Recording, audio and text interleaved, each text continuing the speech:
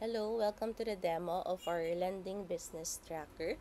So initially, naka-view only lang yung template. So hindi nyo siya may edit like this. So you need to make a copy in your Google Sheets account to enable editing. So to do that, click nyo lang tong file on the upper corner and click make a copy. Just a reminder, do not click download. Otherwise, mako-convert yung template into other format and it may alter some of the formulas. So, always click make a copy and then rename nyo lang yung template or yung document, and then before you click make a copy, make sure na selected yung folder na My Drive. Okay? Para ma-save siya dun sa Google Drive account ninyo and ma-enable yung editing. Now, once you created the copy in your Google Sheets account, ready na siya for setup. So, let's have a tour of the template. Meron tayo ditong total of 7 sheets, 7 tabs. Okay, let's go over each tab. So, first tab is yung client database. So, dito nyo input yung mga details ng clients o yung mga debtor ninyo. So, meron tayo yung client name, yung address, contact number, and email. So, importante yan para ma-follow up ninyo or ma-contact ninyo yung mga customers na may pending or ma-remind nyo sila few days prior nung due date nila. Itong mga colored filled columns naman nito, automated na yung computations niyan for you. So, this will give you an overview ng total loan per client, lahat ng loan na nila sa inyo, total ng payment na nila, at kung may balance pa, and then kung ano yung status niya. So, kapag more than 0 pa yung balance dito, hanggat di nagsi-0 yung balance, naka-auto-tag na siya as pending. Now, for the loan details, dito na yung nyo ilalagay yung detailed na breakdown talaga or details ng mga loan per transaction. So, yung first column is yung loan ID number. So, this is like yung invoice number kasi meron tayong mga clients na halimbawa paulit-ulit na uutang. So, kailangan meron tayong unique na ID number para ma-distinguish kung anong loan na yung binabayaran nila at ano pa yung mga pending nila. Okay? Next naman is yung loan date. So, input nyo lang dyan to input yung date dito. Double-click nyo lang yan. And then, maglagay tayo ng example dito. For example, 004 na tayo. And then, January 11. So, dito, meron akong dalawang example. So, yung drop-down list doon, ang mag-a-appear is yung mga nasa client database. So, maglagay tayo dito,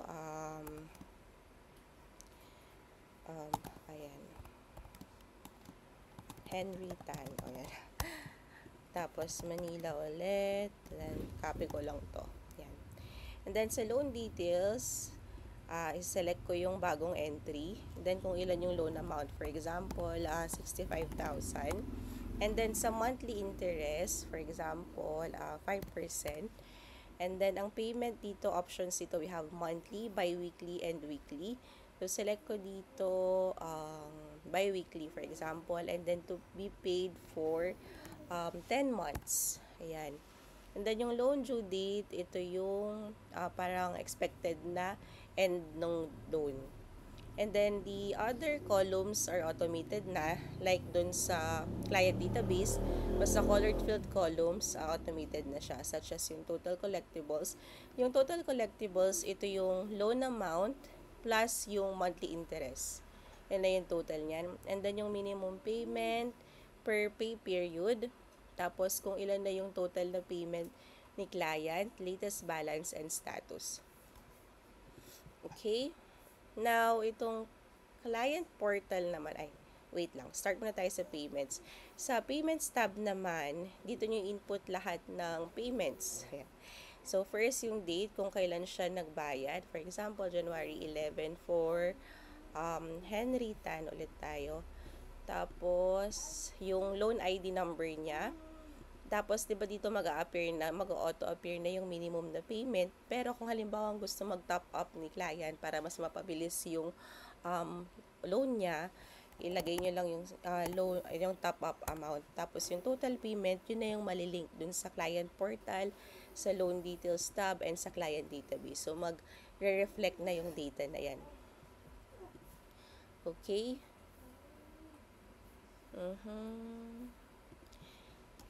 Sige. Now, dito naman tayo sa client portal. So, sa client portal, ito yung pinaka-overview ng mga loan. For example, ito yung parang babalik-balikan ninyo. So, for example, check ko yung status na ni Juan de la Cruz, tapos anong loan ID number.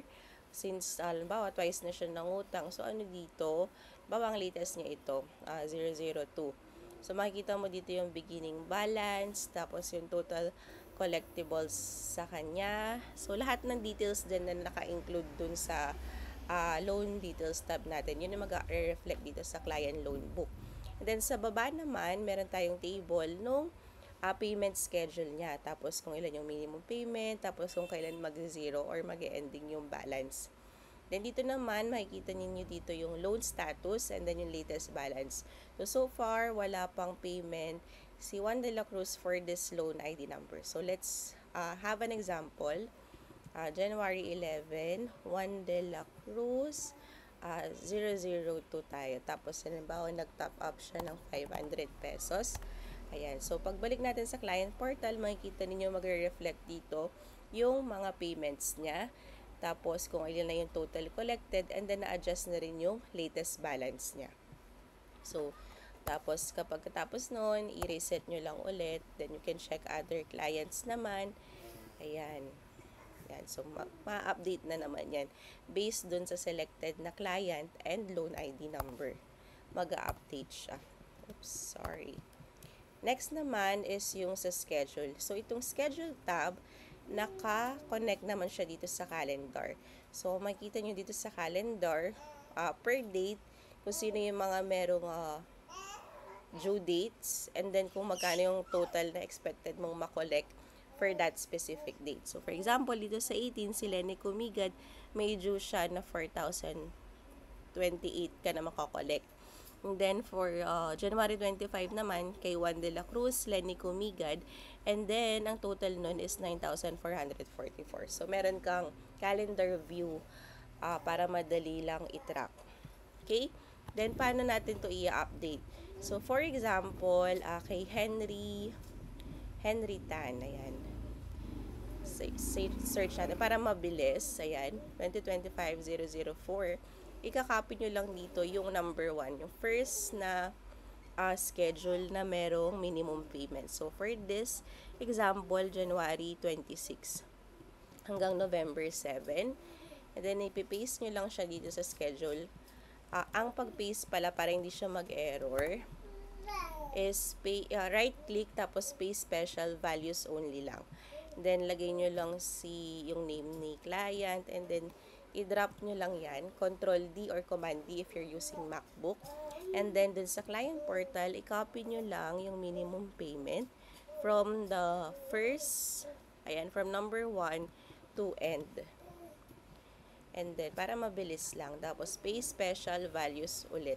Right-click, paste special, then values. Now, pagbalik natin dito sa calendar, ayun, nag-pop up na yung mga due ni Henry Tan for January. Okay? Next naman is yung dashboard. So, sa dashboard naman, dito yung makikita yung total collectibles for each month. And then, kung ilan na yung paid, ilan pa yung pending. And then, yung naka-arrange naman na to na dates and due dates. So, for example, ito, double-click nyo lang January 1 to January 31, tong date na to. So, ito, mag-a-appear yung mga total collectibles natin from, tawag dito, from the most recent, ayan. Tapos, yung pinaka-late. So, from the beginning of the month to the end of the month. Yun. Tapos, makikita nyo dito kung sino yung mga kailangang singilin. Then, for example, nagbayad na sila ni Kumigad. I-check nyo lang to. So, mag-reflect dito yung paid. So, check ko lang, i-check. Then, hanggang sa ma-zero yung pending ninyo. Then, papalitan nyo lang yung nito, yung pangalan or yung name. For example, this is January. Then, gagawa lang kayo ng another copy for February. Yan. Tapos, i-update nyo lang yung date, February 1 to February 28. Yan. So, makikita nyo rin dito yung, then i-update nyo kung sino pa yung may mga pending. So, yun lang. If you have any questions or concerns, just let me know. Thank you.